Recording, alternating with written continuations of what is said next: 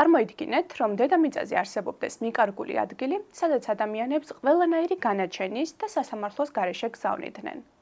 თანაც ისე, რომ იქიდან უკან დაბრუნების შესაძლებლობას აღარასდროს აძლევდნენ. ჩვენს წინაპრებს ამის წარმოდგენა არ უწევდათ. ციმბირში, პატარა კუნძულზე, რომელიც ოფიციალურად არ არსებობდა, 1933 წლის ზაფხულში ათასობით ადამიანი გადაასახლეს. თანაც ისე, რომ მათ არ მისცეს არც თავშესაფარი, არც საკვები, არც რაიმე სახის ინსტრუმენტები და ისიც კი არ აუხსნეს თუ რატომ აღმოჩნდნენ ამ ადგილას. ქალები, ბავშვები, მოხუცები, კაცები, უდანაშაულო ადამიანები და მძიმე დანაშაულის ჩამდენი პირები ერთ უკაცრიელ სივრცეში აღმოჩნდნენ. ეს იყო შიმშილის თამაშებზე რთული, წარმოუდგენელი და სასტიკი ამბავი. ყველაფერი, რაც ადამიანების კუნძულზე ჩასვლის შემდგომ მოხდა, 70 წლის განმავლობაში იყო გასაიდუმლოებული. დოკუმენტებს მალავდნენ, ადამიანებს და თვითმხილველებს აჩუმებდნენ, რადგან ის სისასტიკე, რაც იქ განვითარდა, დღემდე წარმოუდგენელი და რთულად დასაჯერებელია. ზემოთ ვახსენე ჩვენი წინაპრები და აქ დავაზუსტებ იმას, რომ რა თქმა უნდა კუნძულზე მოხვედრილ ადამიანთა სრული სია არ არსებობს, ის გასაიდუმლოებულია და მხოლოდ ჩემი ვარაუდია ის, რომ ამდენად ადამიანს შორის ერთი ქართველი მაინც სამწუხაროდ იქნებოდა. ამ ვიდეოში მე არ მოგიყვებით ლეგენდებს და საშინელებათა ისტორიებს. გესაუბრებით ფაქტებით, ჩვენებებით, დოკუმენტებით და ანგარიშებით იმაზე, თუ როგორ მიიყვანა სახელმწიფო სისტემამ ადამიანები იმ ზღვარამდე, რომლის იქითაც აღარ არსებობს არც ადამიანობა და არც მორალი. დღევანდელი ვიდეოს თემა ნაზინოს ტრაგედიაა. მე-20 საუკუნის ერთ-ერთი ყველაზე ბნელი ისტორია. თქვენი აზრით, რა საერთო აქვთ ამ ადამიანებს? შეშინებული სახეებისა და სიღატაკის გარდა. ვერ გამოიცნობთ. ისინი კანიბალები არიან. ალბათ გადასახლებამდე თავადაც კი ვერ წარმოიდგენდნენ იმას, რომ ოდესმე იძულებით კი არა, საკუთარი სურვილით ჩაიდენდნენ ამ სისასტიკეს. დავიწყოთ თავიდან. 1930 წლისთვის საბჭოთა კავშირმა ორჯერ დაადეპორტა გლეხები ციმბირსა და ყაზახეთში. ამ პერიოდში სისტემა ატარებდა კოლექტივიზაციისა და ეგრეთ წოდებული კულაკების ჩახშობის ფართომასშტაბიან პოლიტიკას. კულაკები იყვნენ დიდარი გლეხები, რომლებიც ახალი სოციალისტური ეკონომიკისთვის საფრთხედ ითვლებოდნენ. გარდა ამისა, დეპორტაციებმა გავლენა მოახდინა სხვა სოციალურ ჯგუფებზეც, რომლებიც ხალხის მტრებად ითვლებოდნენ. შედეგად მილიონობით ადამიანი იძულებული გახდა დაეტოვებინა საკუთარი სახლები და გადასულიყო ისეთ შორეულ რეგიონებში ან რესპუბლიკებში, როგორიცაა ციმბირი და ყაზახეთი. ეს დეპორტაციები ტოტალიტარული რეჟიმის საერთო პოლიტიკის ნაწილი იყო, რომელიც მიზნად ისახავდა ძალაუფლების კონსოლიდაციას და მოსახლეობის კონტროლს. თუმცა, ამ გადასახლებებს ბევრი უდანაშაულო ადამიანით შეეძირა.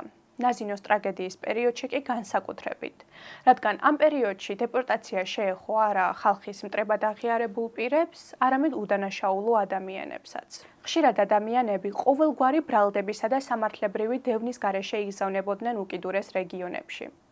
მთავრობის ასეთ თვითნებურ გადაწყვეტილებას არაერთი უდანაშაულო ადამიანის ბედი შეეძირა.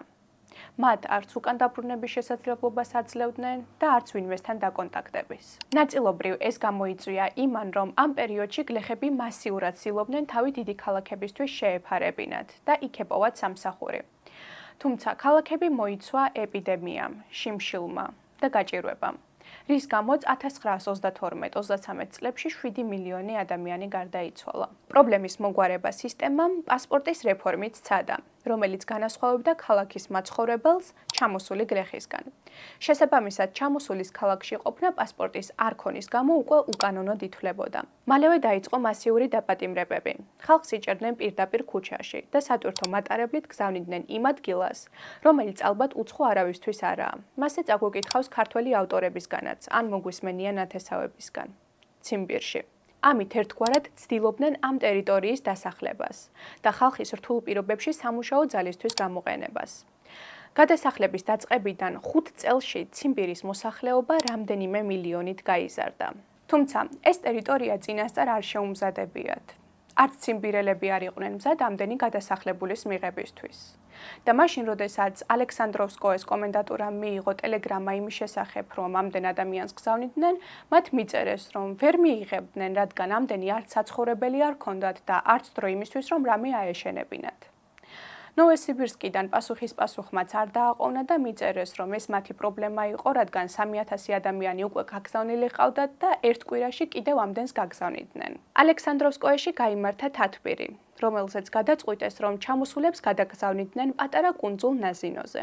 მათი აზრით, ამ ადგილისგან idეალური ციხე გამოვიდოდა. რადგან დააკვირდით რუგას, ეს არის ობის მდინარე, რომელთანაცაა კუნძული. მისი ადიდებისას ეს ტერიტორია იფარება და ახლა შეიძლება ზუსტად ვეღარ წაღვიქვათ, თუ როგორ გამოიყურებოდა ის მაშინ. თუმცა როგორც არ უნდა იყოს, იქიდან გაქცევა შეუძლებელი იყო. მდინარეს ვერ გადაცურავდნენ, მაგრამ თუ ამას მაინც ვინმე მოახერხებდა, მეორე მხარეს შეიარაღებული ჯარისკაცი დახვდებოდა, რომელიც უკეთეს შემთხვევაში გაქცეულს უკან დააბრუნებდა. საბჭოთა რეჟიმის მიერ დეპორტირებული ადამიანები ნაზინოს კუნძულზე უკიდურესი იზოლაციის პირობებში იგზავნებოდნენ. სატვირთო გემების ბარჟების საშუალებით, სადაც არ იყო არც საკმარისი ადგილი, არც საკმარისი საკვები, წყალი და ჰაერი.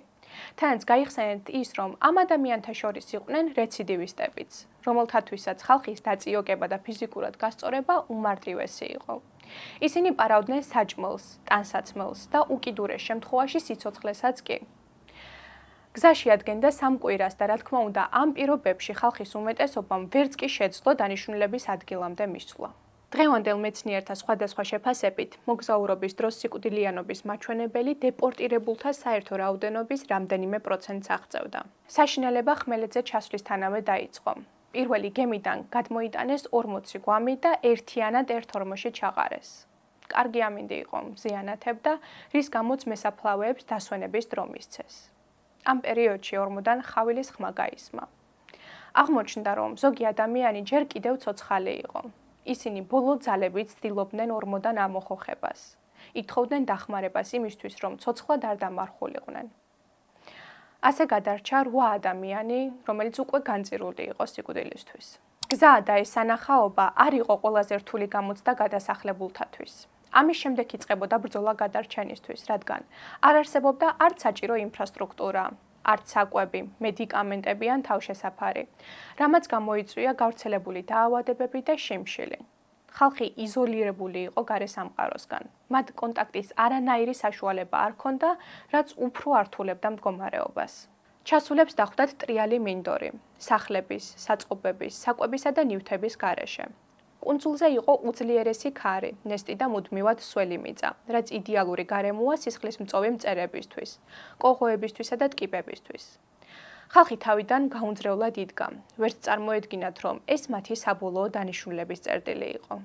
ადამიანების ნაწილს ეგონა, რომ ისინი აქ დროებით გააჩერეს და ამზადებდნენ სხვაგან გადასაყვანად.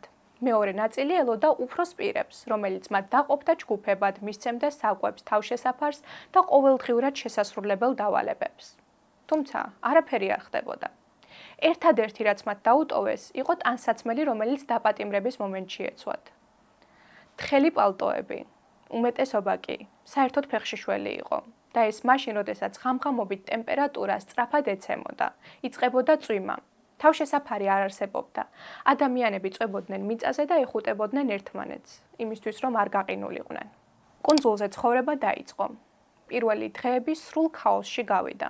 ადამიანები ცდილობდნენ უბრალოდ გადარჩენას, რაიმე სახის თავშესაფრის და საკვებად ვარგისი მცენარეების პოვნას, რათა გამოეკვებათ ბავშვები და მოხუცები. საკვები არ არსებობდა და სურათი ისეთი რთული იყო, რომ ეს სიტუაცია აწუხებდა 570 კაციან პირველი ეშელონის თანხლებ პირებსაც კი. თუმცა ალექსანდროვსკ-ვახოვსკის ოლქის კომენდანტის ოფისის კომენდანტმა ციპკოვმა მათ მიუგო. გაუშვით გარეთ, ძოვონ.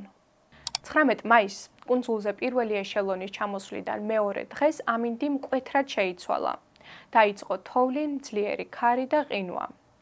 ადამიანების სრულმა უიმედობამ მოიცვა, რადგან მათ არც საკვები ჰქონდათ, არც თავშესაფარი და არც ცოდნა იმის შესახებ, თუ როგორ უნდა გადარჩენილიყვნენ ასეთ პირობებში.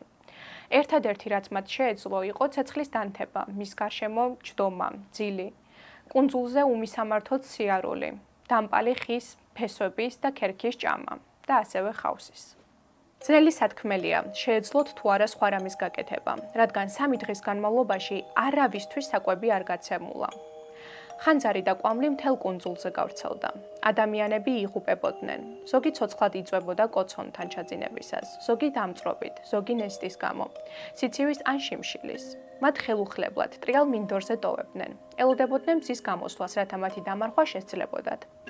პირველ მზიან დილას მესაფლავეებმა მხოლოდ 295 ცხედრის დამარხვა მოახერხეს. დანარჩენი დატოვეს სხვა მზიანი დღეებისთვის, რომლებსაც კიდევ ახალი მსხვერპლი ემატებოდა.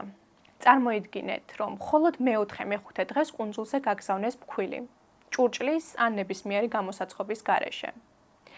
ადამიანები მირბოდნენ მდინარესთან, იხდიდნენ ქუდს, შიგნით ყრიდნენ ფქვილს, ასხავდნენ მდინარის წყალს და მიღებულ მასას პირდაპირ ჭამდნენ. ეწყებოდათ მუცლის ტკივილი, დიზენტერია და ადგილზე იღუპებოდნენ. მეორე ნაწილი კი პირდაპირ ფქვილს იყრიდა პირში და იგუდებოდა. კუნძულზე ცხოვრების მთელი პერიოდის განმავლობაში, 10-დან 30 დღემდე, სიტუაცია არ შეცვლილა. მშრომელი კოლონისტები ფქვილს ყოველგვარი ჭურჭლის გარეშე იღებდნენ, დღეში ერთ ჩაის ჭიქას. ხალხის ნაწილმა დაიწყო გაყოფა, გამძლე ჯგუფები ცეცხლზე აცხობდნენ ბრტყელ პურებს და ამით ცდილობდნენ თავის გადარჩენას. ნაწილი კვლავ ძველ გზას მიმართავდა. სიტუაციას მართავდა კომენდანტის ოფისი და მისი სამხედრო პერსონალი. თავდაპირველად ისინი ყოველდღიურად რიგის მიხედვით არიგებდნენ ფქვილს. თუმცა, მშიერ მწყურვალე ხალხის გაკონტროლება ან ერთი ჩაის ჭიქა ფქვილით დაკმაყოფილება შეუძლებელი იყო. იწყებოდა არეულობა, ზოგი მეორე ცდილობდა რიგში ჩადგომას, ზოგი წინ გასვლას, ზოგი კი სხვისთვის ულუფის გამორთმევას. ამის გამო, დარიგების პროცესის ქაოსს სისტემატიურად ათობით ადამიანი ემსხვერპლებოდა ხოლმე. იმდენი არა იარაღს, რამდენიც ჩოჩქოლს და ფეხით გადავლას. რამდენიმე დღეში ფქვილის გაცემის სისტემა შეიცვალა. ადამიანები დაყვეს ჯგუფებად და მათ მიუჩინეს წარმომადგენელი, რომელსაც აძლევდნენ მთელი ჯგუფის საკმარ ფქვილს. შემდეგ ის იყო ვალდებული, რომ ყველასათვის გადაენაწილებინა. თუმცა, რა თქმა უნდა, მშიერი ადამიანები თავისთვის იტოვებდნენ ხოლმე მთელი ჯგუფის ფქვილს, რამაც მდგომარეობა უფრო გაართულა. ფქვილმა ვითარება ვერ გააუმჯობესა და მალე დაიწყო ის, რაც ალბათ ადრე თუ გვიან დაიწყებოდა – კანიბალიზმი. თავიდან ერთეულ შემთხვევებში, შემდეგ კი მთლიან კუნძულზე. რაც არ უნდა უცნაური იყოს, შეიძლება ითქვას, რომ ეს წაახალისა ოფისმა, რომელმაც დაიწყო ვაჭრობა, ადამიანების დატერორება. ართმევდნენ მათ ტანსაცმელს და ძვირფასეულობას თუ კი ეს, რა თქმა უნდა, ვინმეს ჰქონდა კიდევ დარჩენილი. შემდეგ კი განაცხადეს, რომ გადაუხდიდნენ ან პურს მისცემდნენ იმ ადამიანებს, რომლებიც მათ მიუტანდა ოქროს კბილებს. დაიწყო ადამიანებზე ნადირობა. მთავარი მტკიცებულება ნაზინოში მომხდარი მოვლენების შესახებ გვაქვს გამოსაძიებლად გაგზავნილი პარტიული ინსტრუქტორის ვასილი მიხაილოვიჩ ველიჩკოს ანგარიშისგან. მან ათობით გადარჩენილი ადამიანი გამოკითხა და აღრიცხა, თუმცა მათი სახელები გამოტოვებული ან განზრახ წაშლილია. მეც ამ ვიდეოში სწორედ ამ ადამიანის დოკუმენტებს მივუყვები. მოკლედ, კომენდანტის ოფისმა და მისმა სამხედრო პერსონალმა შექმნეს მარადიორთა ბანდები. ატერორებდნენ ხალხს, ართმევდნენ მოპოვებულ საკვებად ვარგის პროდუქტსა და ტანსაცმელს, სცემდნენ და კლავდნენ მათ. კუნძულზე ნამდვილი ნადირობა დაიწყო. ძირითადად მათზე, ვისაც ფული ან ოქროს კბილები და გვირგვინები ჰქონდა. ასეთი ადამიანები სწრაფად ქრებოდნენ.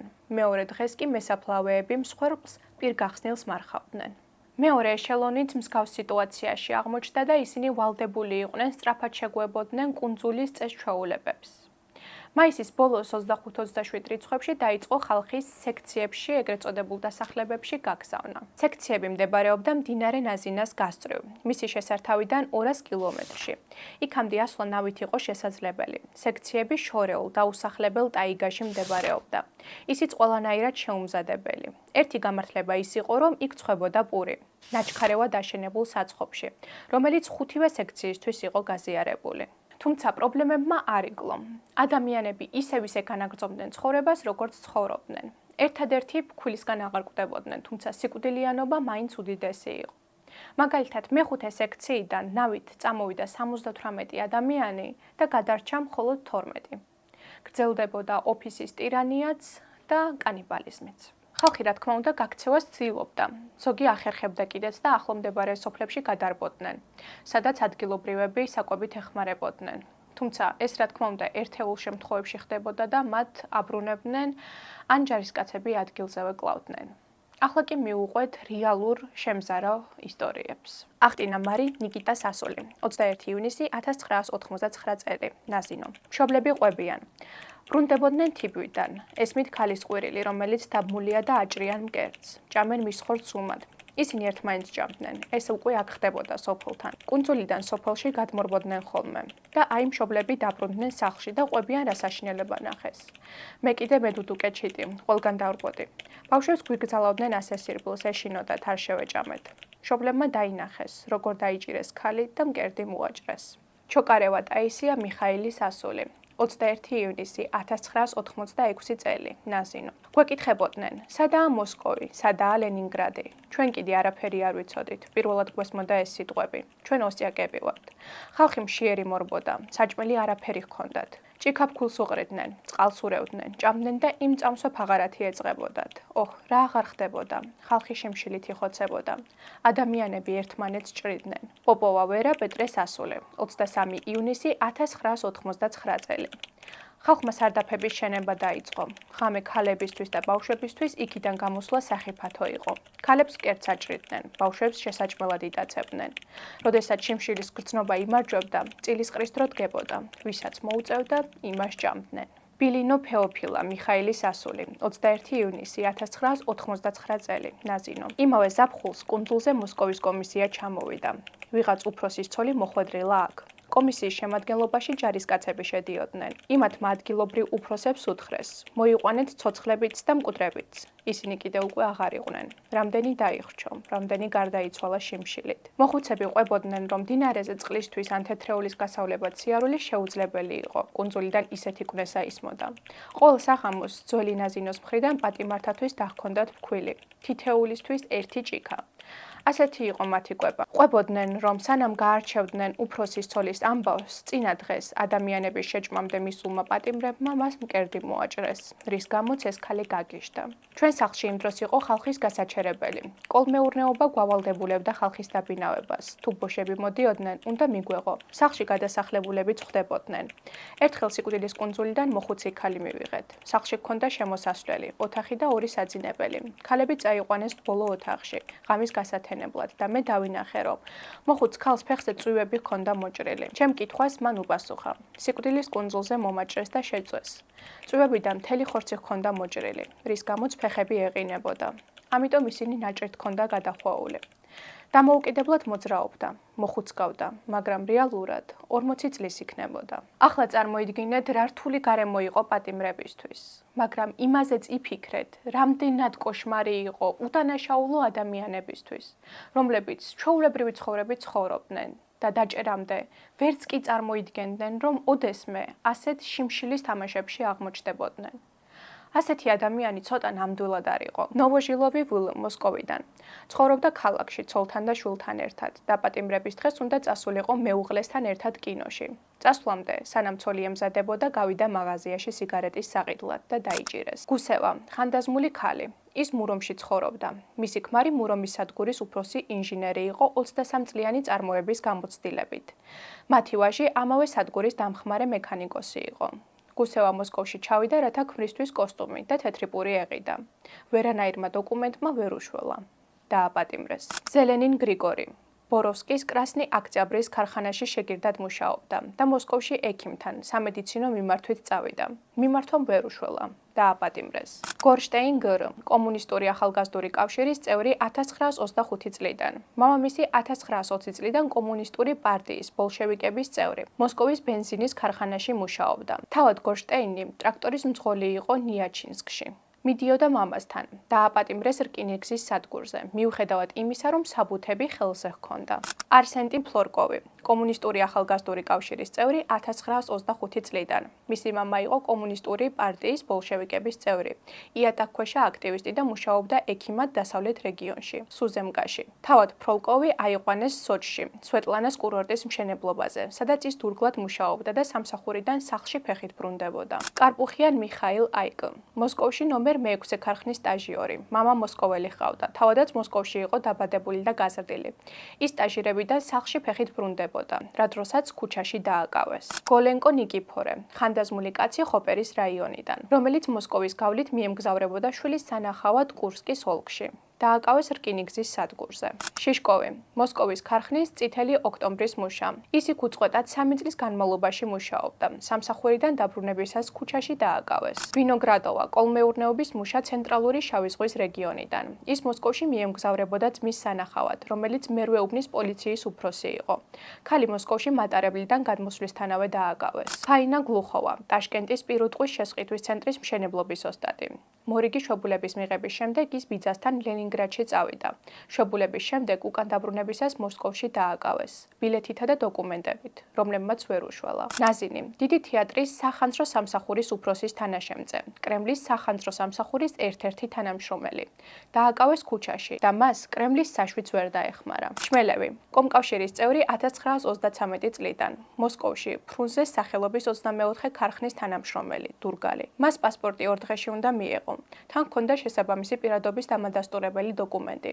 დაკავებისას სამსახურიდან სახლში ფეხით ბრუნდებოდა. გეორგი პეტრ კლეშევნიკო, მოსკოვში ჩავიდა დოკუმენტით, რათა ცირკის ხელოვნების სკოლაში ესწავლა, თუმცა დააკავეს და სიკვდილის კუნძულზე გადაასახლეს. ეს სია უგრძესია და მეც აღარ დავკონკრეტდები, თუმცა დარწმუნებული ვარ, ესეც საკმარისია იმის გასააზრებლად, რამდენი უდანაშაულო ადამიანი აღმოჩნდა მართლა მძიმე დანაშაულის მქონე პირებთან ერთად, კანიბალებთან, მოძალადეებთან, მკვლელებთან. როგორც ვახსენეთ, ვასილი ველიჩკომ საკუთარი ძალებით 1933 წლის ივნისში გამოძიება დაიწყო. მან ათობით ადამიანი ჩაწერა და მოსკოვსა და ნოვოსიბირსკში 11 გვერდიანი მოხსენება გადაგზავნა. მის მოხსენებას განსაკუთრებული საიდუმლოს გრიფი დაედო და დღის სინათლე მხოლოდ 1994 წელს იხილა. 1994 წლიდან ამ დოკუმენტის დახმარებით დეპორტირებული ხალხის უმეტესობის ევაკუაცია მოხერხდა. გადარჩენილები სხვადასხვა ადგილას გადაასახლეს. კუნძული კი კვლავ უკაცრიელი დარჩა. ნაზინოს ტრაგედიის დასასრულს რთული წლების შემდეგ ჩვენ გვახსოვს არა მხოლოდ ტკივილი და ტანჯვა, არამედ წარმოუდგენელი გამძლეობა და ადამიანური სული. თითოეულმა ადამიანმა, ვინც გადაიტანა ეს განსაცდელები, კვალი დატოვა ისტორიაში და მათი ხსოვნა კვლავაც ცოცხლობს მათი შთამომავლების გულებში. ვიდეოს დასაწყისში ვახსენე, რომ არ მაქვს ინფორმაცია იმის შესახებ, იყვნენ თუ არა ქართველები ნაზინოს ტრაგედიის მონაწილენი. თუმცა რთული წარმოსადგენია 7000-ზე მეტ ადამიანში როგორ არ უნდა ყოფილიყო ჩვენი ერთი თანამემამულე მაინც სამწუხაროდ. როგორც არ უნდა იყოს ციმბირი და ციმბირში გადასახლება ჩვენი ხალხისთვის უცხო ნამდვილად არ ყოფილა. თუნდაც თემურ ბაბლუანის მზე მთვარე და პურისყანა რო წაიკითხოთ და ალბათ ბევრს წაკითხული გაქვთ, მიხვდებით რამდენად რთული და გაუსაძლისი იყო ერთი ჩვეულებრივი რიგითი ადამიანის ცხოვრება მსგავს პირობებში. ჩერნობილის ტრაგედიის ვიდეოს კომენტარებში ისეთი საინტერესო პირადი ისტორიები დაიწერა, რომელზეც დღემდე ხშირად ვფიქრობ და ალბათ დიდხანს ვიფიქრებ. ამიტომ თქვენც თუ ფლობთ რაიმე ინფორმაციას ციმბირში გადასახლებულ ადამიანებზე ან იქ ცხოვრების პირობებზე, დაწერეთ კომენტარებში. ტრადიციულად გამიხარდებათ და ალაიქებთ ვიდეოს, გამომიწერთ და სხვა ნებისმიერი სახის კომენტარსაც დამიტოვებთ. დროებით!